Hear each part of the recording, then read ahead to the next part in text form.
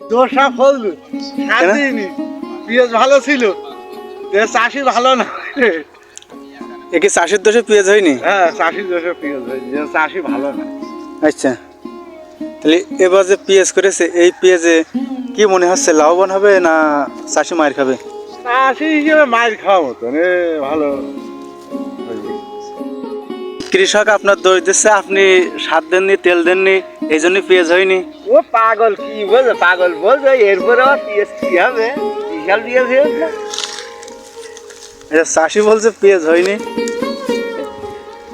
আবার পেঁয়াজের মালিক বলছে পেঁয়াজ হয়েছে। আসলে পেঁয়াজ করে কি বুঝছেন, এবার বাম্পার ফলন হবে না দামের কারণে চাষি মার খাবে?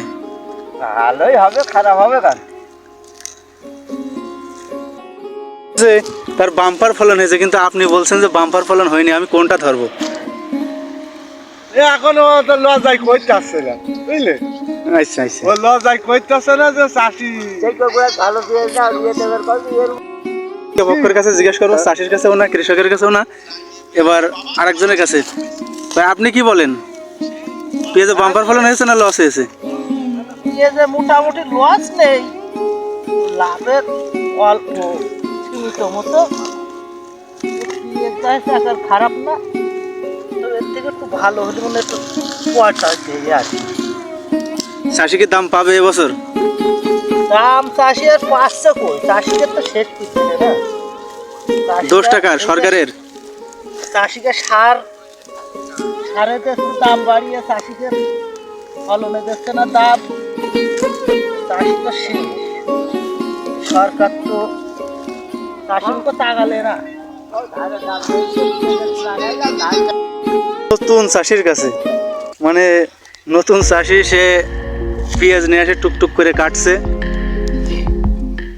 এসে আমাকে নতুন চাষি।